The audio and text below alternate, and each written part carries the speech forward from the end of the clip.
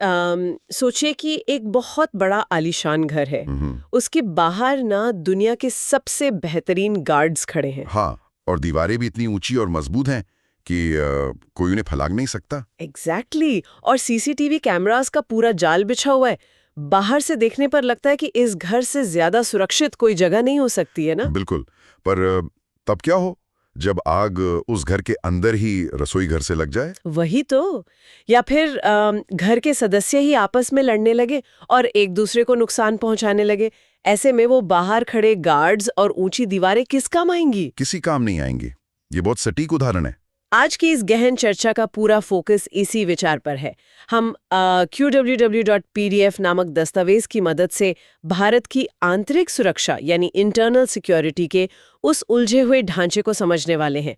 इसे समझना ना आज के दौर में बेहद जरूरी है। सही बात है। मुझे इस वक्त सरदार वल्लभ भाई पटेल की एक बहुत ही गहरी बात याद आ रही है। उन्होंने कहा था कि देश की पहली जरूरत बाहरी और आंतरिक सुरक्षा थी, और जब तक सुरक्षा नहीं है तब तक आप कोई योजना नहीं बना सकते। उन्होंने सरहदों के साथ साथ देश के अंदर की शांति को बिल्कुल बराबर का दर्जा दिया था। हाँ, पर आश्चर्य की बात यह है कि सुरक्षा शब्द अपने आप में कितना व्यापक और सब्जेक्टिव हो सकता है।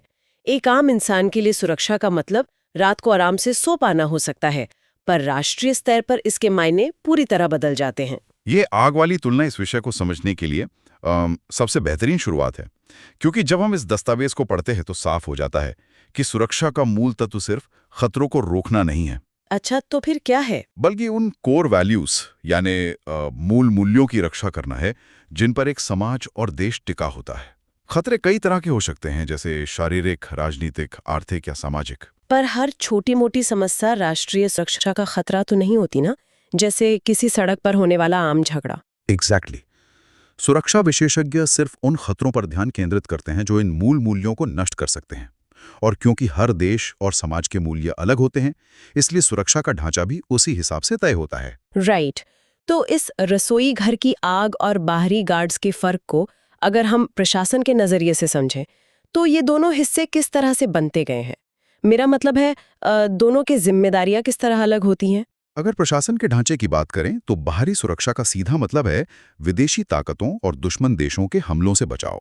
इसका पूरा जिम्मा हमारी आर्म्ड फोर्सेस यानी आर्मी, नेवी और एयरफोर्स के पास होता है, जो कि रक्षा मंत्रालय यानी मिनिस्ट्री ऑफ डिफेंस के अधीन आते हैं।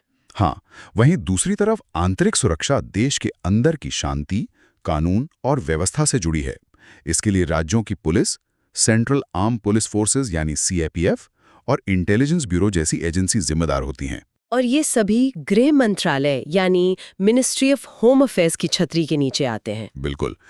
लेकिन इस व्यवस्था के महत्व को समझने के लिए सैमुअल हंटिंगटन का एक बहुत ही प्रभावशाली कथन देखना होगा, जो इस डॉक्यूमेंट में दिया गया है। उन्होंने क्या कहा था? वो कहते हैं कि प्राथमिक समस्या स्वतंत्रता नहीं बल्कि एक वैध सार्वजनिक व्यवस्था यानी लेजिटिमेट पब्लिक ऑर्डर का निर्माण है। अधिकार को सीमित करने से पहले उसका अस्तित्व होना जरूरी है। एक मिनट, इसको थोड़ा आसान भाषा में तोड़ते हैं।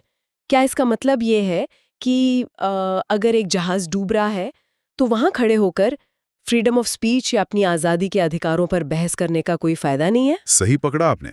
वहां पहले व्यवस्था बनानी होगी। पहले उस जहाज में लगे छेद को बंद करना पड़ेगा ताकि सब जिंदा बच सकें। मतलब बिना एक ठोस कानूनी व्यवस्था के हमारे अधिकारों का कोई वजूद ही नहीं है। यही हंटिंगटन का मूल विचार है। एक लेजिटिमेट पब्लिक ऑर्डर जिसे जनता मानती हो, उसके बिना किसी भी तरह के मानवाधिकार या आजादी की कल्पना नहीं की जा सकती। क्योंकि अगर देश में रोज दंगे हों, सड़कों पर हिंसा हो और कानून का डर खत्म हो जाए तो आजादी का क्या फायदा? एग्जैक्टली। ऑर्डर पहले आता है, लिबर्टी उसके बाद।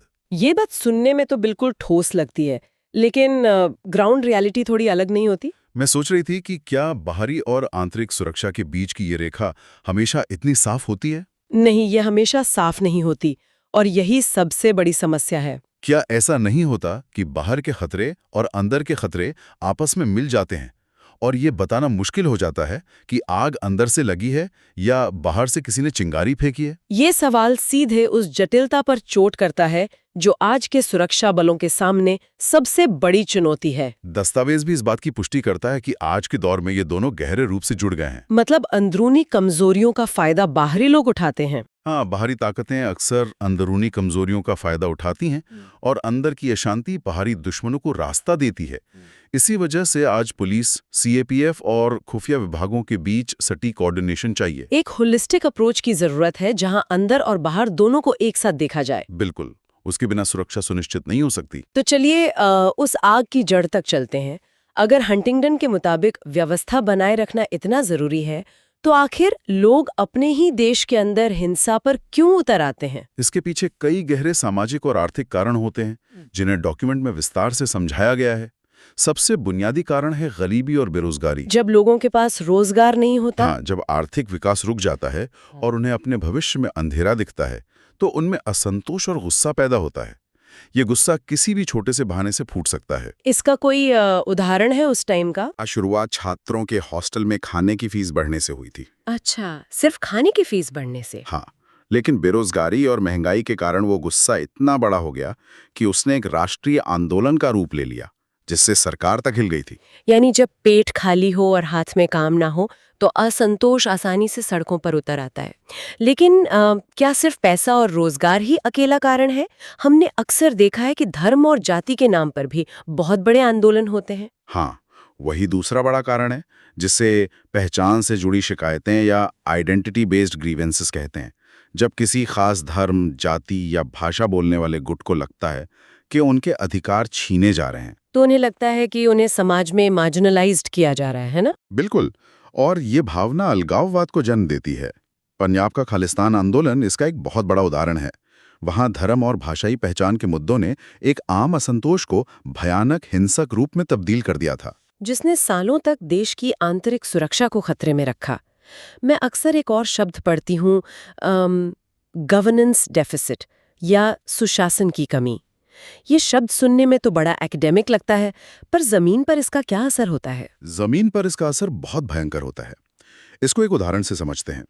अगर किसी दूर दराज के ट्राइबल इलाके में एक आम नागरिक के साथ नाइंसाफी होती है और वो पुलिस के पास जाता है, पर वहां भ्रष्टाचार के चलते उसकी एफआईआर तक दर्ज नहीं होती। एग्जैक्टली, उसे सरकारी दफ्तर से भगा दिया जाता है। ऐसे में जब कोई नक्सलाइट लीडर आकर उसे तुरंत जंगल जस्टिस यानी अपनी अदालत में इंसाफ देने का वादा करता है, तो वो नागरिक किसके साथ जाएगा? जाहिर है वो उस लीडर के पास ही जाएगा, क्योंकि सरकार वहां गायब है। हाँ, जब सरकार की प्रेजेंस और जवाबदेही गायब हो जाती है, तो वो खाली जगह उग्रवादी और अलगाववादी ताकतें भर देती हैं। यही गवर्नेंस डेफिसिट का सबसे खतरनाक नतीजा है, जो राज्य की लेजिटिमेसी को खत्म कर देता है। ये मैकेनिज्म समझ आना बहुत जरूरी था। लेकिन इस चर्चा में एक चीज और सामने आती है, जब इंटेलिजेंस फेल होती है। 2008 के मुंबई हमलों को ही देख लीजिए। हाँ, इंटेलिजेंस की नाकामी आंतरिक सुरक्षा के ढांचे का एक बहुत बड़ा छिद्र है। 2008 के मुंबई हमले इसका सटीक उदाहरण है। जब खुफिया एजेंसीज समय पर जानकारी जोड़ने में चूक जाती हैं। बिल्कुल, जब एजेंसीज इन्फो शेयर नहीं करती, तो दुश्मन आसानी से देश के दिल में घुसकर तबाही मचा सकता है। जब देश के आंख और कान काम करना बंद कर देते हैं, तो पूरा ढांचा गिर जाता है। लेकिन एक सवाल मेरे मन में घूम रहा है। मान लीजिए कि देश में गरीबी है, गवर्नेंस की कमी है, लोगों में गुस्सा है, पर यह गुस्सा अचानक से AK-47 और बॉम्ब धमाकों में कैसे बदल जाता है? यहाँ जो सबसे रोचक बात है वो ये है, कोई और तो जरूर होगा जो इस आग में घी डालने का काम करता है। यही वो मोड़ है जहाँ आंतरिक और बाहरी सुरक्षा का फर्क मिट जाता है। इन अंदरूनी शिकायतों का फायदा एक्सटर्नल स्टेट एक्टर्स उठाते हैं। दस्तावेज में साफ तौर पर चाइना और पाकिस्तान का जिक्र है, जो इन्हीं सामाजिक दरारों को अपना हथियार बनाते हैं। मतलब जब उन्हें दिखता है कि लोग सरकार से नाराज हैं, तो वो उन्हें पैसे और हथियार देना शुरू कर देते हैं। हाँ, वो अलगाववादी गुटों को ट्रेनिंग देते हैं। एक नाराज नागरिक आमतौर पर खुद से बॉम्ब नहीं बनाता, उसे वो बॉम्ब पकड़ाया जाता है। एक देश की अंदरूनी समस्या को विदेशी ताकतें अपना प्रॉक्सी वॉर बना लेती हैं। ये सच में एक उलझा हुआ जाल है। और इन्हीं सब मुद्दों को पढ़ते हुए मैं अक्सर खबरों में अलग-अलग शब्दों में उलझ जाती हूँ। उग्रवाद, आतंकवाद, विद्रोह, इनके बीच आखिर तकनीकी फर्क क्या है? लोग इन शब्दों को एक दूसरे की जगह इस्तेमाल कर लेते हैं, पर इनमें अंतर है। क्या मैं इनको इस तरह देख सकती हूँ कि एक्सट्रीमिज्म यानी उग्रवाद एक जहरीली सोच है जहाँ इंसान कट्टर हो जाता है। मिलिटेंसी यानी आतंकवाद उस सोच का हिंसक रूप है जब वो हथियार उठा लेता है। हाँ, और आगे? और इंसर्जेंसी यानी विद्रोह जब ये सब मिलकर सरकार को उखाड़ फेंकने के लिए एक पूरी तरह से संगठित युद्ध छेड़ देते हैं। क्या ये एक सीढ़ी की तरह है? ये तुलना काफी हद तक उस फर्क को स्पष्ट करती है। हालांकि जमीन पर ये शब्द मिल जाते हैं, पर तकनीकी तौर पर एक्सट्रीमिज्म एक विचारधारा है। एक एक्सट्रीमिस्ट जरूरी नहीं कि किसी को गोली मारे, वो बस एक कट्टर सोच रखता है ना? हाँ, और प्रोपेगेंडा के जरिए इसे फैलाता है। लेकिन जब वो इस नतीजे पर पहुंचता है कि हिंसा ही अकेला रास्ता है, तब वो मिलिटेंसी बन जाती है। मिलिटेंसी हमेशा आक्रामक होती है, और इंसर्जेंसी वहां से आगे का कदम है। इंसर्जेंसी एक आम हिंसा से बहुत बड़ा होता है। ये एक संगठित हथियारबंद संघर्ष है जिसका क्लियर राजनीतिक लक्ष्य होता है, मौजूदा सरकार को उखाड़ फेंकना या देश तोड़ना। इसे चलाने के लिए एक्सटर्नल फंडिंग और बेस कैंप्स चाहिए होते हैं। तो एक तरह से ये सोच से शुरू होकर गोली तक और फिर एक पूरी फौज बनने तक का सफर है। चलिए देखते हैं कि इतिहास में इस सफर ने कितनी तबाही मचाई है। आंकड़े काफी डरावने हैं इसके। बिल्कुल। जब मैं 1991-92 की मिनिस्ट्री ऑफ होम अफेयर्स की रिपोर्ट पढ़ रही थी तो मैं हैरान रह गई। उस एक साल में राजीव गांधी की हत्या के बाद आंध्र प्रदेश, वेस्ट बंगाल और त्रिपुरा में हिंसा भड़की। हाँ, वो समय काफी अशांत था। कावेरी जल विवाद के चलते कर्नाटक और तमिलनाडु के बीच आम नागरिकों का पलायन शुरू हो गया। लोग डर के मारे भागने लगे। और उस वक्त बॉर्डर स्टेट्स का क्या हाल था? पंजाब के आंकड़े तो सुनिए, उस एक साल में 2030 मिलिटेंट्स, 474 सिक्योरिटी फोर्सेस और 2000 से ज्यादा आम नागरिक मारे गए। असम में चुनाव के दौरान करीब 350 मौतें हुई। ये आंकड़े बताते हैं कि जब आंतरिक सुरक्षा गिरती है तो क्या हालत होती है। ये साबित करते हैं कि आंतरिक सुरक्षा में चूक का सीधा असर आम जनता की जान पर पड़ता है। इसी संदर्भ में नक्सलाइट आंदोलन का इतिहास और भी जरूरी हो जाता है समझना। दस्तावेज बताता है कि कैसे नक्सलवाद वेस्ट बंगाल में किसान विद्रोह के रूप में उभरा था, है ना? शुरुआत में सरकार ने कड़ी कार्रवाई करके इसे दबा दिया था। सरकार को लगा कि समस्या खत्म हो गई, पर वहां एक बहुत बड़ा टैक्टिकल शिफ्ट हुआ। नक्सल नेतृत्व वहां से हटकर मध्य भारत के घने जंगलों में चला गया। ये बात मुझे बहुत दिलचस्प लगी। यहाँ मुद्दा सच में रोचक हो जाता है। एक तरह से उन्होंने अपना वाईफाई डिस्कनेक्ट किया, रेडार से बाहर चले गए और उन जंगलों में बैठकर अपनी ताकत बढ़ाई। सही पकड़ा आपने। उन्होंने उन गवर्नेंस डेफिसिट वाले इलाकों को चुना जहां ट्राइबल आबादी नाराज थी। वहां उन्होंने अपना नेटवर्क बनाया, और जब वो दोबारा उभरे तो सबसे बड़ा खतरा बन चुके थे। और इसमें कितने लोगों की जान गई है। श्रोताओं को हैरानी होगी कि नक्सलवाद के संघर्ष में इतिहास में इतने लोग मारे गए हैं जितने कश्मीर या नॉर्थ ईस्ट के सभी उग्रवादी आंदोलनों में मिलकर भी नहीं मारे गए हैं। माय गॉड, ये दिखाता है कि एक चुपचाप पल रही समस्या कितनी घातक हो सकती है।